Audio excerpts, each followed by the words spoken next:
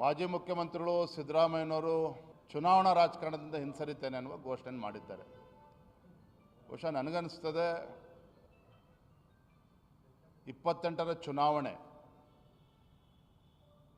ಕಾಂಗ್ರೆಸ್ ಪಕ್ಷ 70-80 ಸ್ಥಾನ ಗೆಲ್ತೇವೆ ಅನ್ನೋ ಭ್ರಮೆನಲ್ಲೇನಿದ್ರು ಸಿದ್ದರಾಮಯ್ಯನವರ ತೀರ್ಮಾನದಿಂದ 50ಕ್ಕೆ 60ಕ್ಕೆ ಇಳಿತಾರೆ.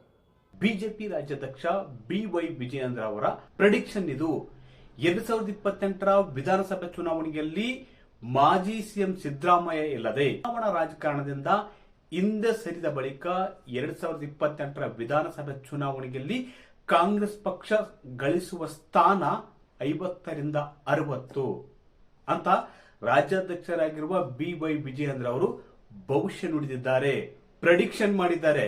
ನೋಡಿ, ಸಿದ್ದರಾಮಯ್ಯ ಅವರ ಇಲ್ಲದೆ ಕಾಂಗ್ರೆಸ್ ಪಕ್ಷ ಪಡೆಯುವ ಸ್ಥಾನಗಳ ಸಂಖ್ಯೆ ಎಷ್ಟು ಅಂದ್ರೆ ಅದು 50ರಿಂದ 60.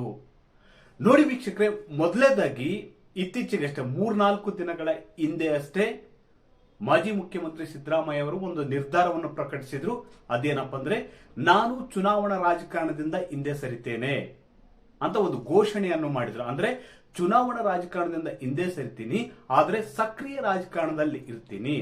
ಸದ್ಯದ ಮಟ್ಟಿಗೆ ಸದ್ಯದ ಸ್ಥಿತಿಯಲ್ಲಿ ರಾಜಕಾರಣ ತುಂಬಾ ಕಲುಷಿತಗೊಂಡಿದೆ, ಇದರಿಂದಾಗಿ ನಾನು ಚುನಾವಣಾ ರಾಜಕಾರಣದಿಂದ ಹಿಂದೆ ಸರಿಯುವುದಾಗಿ ಒಂದು ಟ್ವೀಟ್ ಕೂಡ ಹಾಕಿದ್ರು. ಅದೇ ರೀತಿ ಮಾಜಿ ಸ್ಪೀಕರ್ ದಿವಂಗತ ಕೃಷ್ಣ ಅವರ ಜನ್ಮದಿನ ಹಿನ್ನೆಲೆಯಲ್ಲಿ ಕಾರ್ಯಕ್ರಮದಲ್ಲಿ ಭಾಗವಹಿಸಿ KR ಪೇಟೆಯಲ್ಲಿ ಮಾತನಾಡಿದ್ರು. ಈ ಒಂದು ಸಿದ್ದರಾಮಯ್ಯನವರ ನಿರ್ಧಾರ ಇದೆಯಲ್ಲ, ರಾಜ್ಯ ರಾಜಕಾರಣದಲ್ಲಿ ಬಹುದೊಡ್ಡ ಸಂಚಲನ ಉಂಟು ಮಾಡಿದೆ. ನೋಡಿ, ಸಿದ್ದರಾಮಯ್ಯನವರ ಈ ಹೇಳಿಕೆ ದೊಡ್ಡ ಸಂಚಲನ ಉಂಟು ಮಾಡಿದ್ದು ಕಾಂಗ್ರೆಸ್ ಪಕ್ಷದಲ್ಲಿ. ಯಾಕಂದ್ರೆ ಕಾಂಗ್ರೆಸ್ ಪಕ್ಷದ ಶಕ್ತಿ ಅಂದ್ರೆ ಅದು ಸಿದ್ದರಾಮಯ್ಯನವರು. ಸಿದ್ದರಾಮಯ್ಯನವರ ಶಕ್ತಿ ಅಂದ್ರೆ ಅದು ಅಹಿಂದ ಮತವರ್ಗ. ನೋಡಿ, ಈಗಾಗಲೇ ಕಳೆದ 2 ತಿಂಗಳ ಹಿಂದೆ ಅಷ್ಟೇ ಕಾಂಗ್ರೆಸ್ ಹೈಕಮಾಂಡ್ ನಾಯಕರು ಸಿದ್ದರಾಮಯ್ಯ ಅವರನ್ನು ಸಿಎಂ ಹುದ್ದೆಯಿಂದ ಕೆಳಗಿಳಿಸಿ DK ಶಿವಕುಮಾರ್ ಅವರಿಗೆ ಸಿಎಂ ಪಟ್ಟ ಕಟ್ಟಲಾಗಿದೆ. ಈ ಒಂದು ಅಂಶವೇ ಬಹುದೊಡ್ಡ ಸಂದೇಶವನ್ನು ಅಹಿಂದ ವರ್ಗಕ್ಕೆ ಕಳಿಸಿದೆ.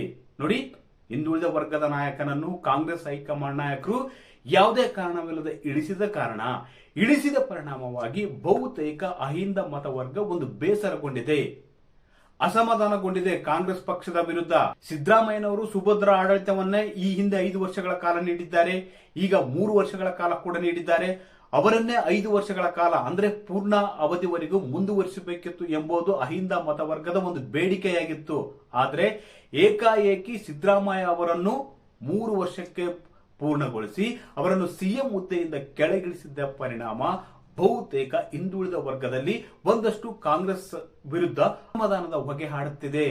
ಹೀಗಾಗಿ ಬಹುತೇಕ ಎಲ್ಲೋ ಒಂದ್ ಕಡೆ ಮುಂಬರುವ ಚುನಾವಣೆಯಲ್ಲಿ 2028ರ ವಿಧಾನಸಭೆ ಚುನಾವಣೆಯಲ್ಲಿ ಸಾಲಿಡ್ ಆಗಿ ಒಗ್ಗೂಡಿ ಅಹಿಂದ ವರ್ಗ ಕಾಂಗ್ರೆಸ್ ಬೆನ್ನಿಗೆ ನಿಲ್ಲುವುದು ಡೌಟು ಎಂಬ ಮಾತುಗಳು ಕೂಡ ರಾಜ್ಯ ರಾಜಕಾರಣದಲ್ಲಿ ಕೇಳಿ ಬರ್ತವೆ. ಅಷ್ಟೇ ಅಲ್ಲ, ಕಳೆದ 4 ದಿನಗಳ ಹಿಂದೆ ಅಷ್ಟೇ ಮಾಜಿ ಮುಖ್ಯಮಂತ್ರಿ ಸಿದ್ದರಾಮಯ್ಯನವರು ಒಂದು ನಿರ್ಧಾರವನ್ನು ಪ್ರಕಟ ಮಾಡಿದ್ರು. ಅದೇನಪ್ಪ ಅಂದ್ರೆ, ನಾನು ಚುನಾವಣಾ ರಾಜಕಾರಣದಿಂದ ಹಿಂದೆ ಸರಿತೀನಿ, ಸಕ್ರಿಯ ರಾಜಕಾರಣದಲ್ಲಿ ಮಾತ್ರ ಇರ್ತೀನಿ. ಇವತ್ತಿನ ರಾಜಕಾರಣ ಕಲುಷಿತಗೊಂಡಿದೆ, ಇದರಿಂದಾಗಿ ಇಂಥದ್ದೊಂದು ನಿರ್ಧಾರ ಕೈಗೊಂಡಿದ್ದೀನಿ ಅಂತ ಕೂಡ ಹೇಳಿದ್ರು. ನೋಡಿ, ಚುನಾವಣೆ ರಾಜಕಾರಣದಲ್ಲಿ ಇದ್ದಾಗ ಪಕ್ಷಕ್ಕೆ ಬರುವ ತಾಕತ್ತೇ ಬೇರೆ, ಕಾರ್ಯಕರ್ತರಲ್ಲಿ ಬರುವ ಉತ್ಸಾಹವೇ ಬೇರೆ.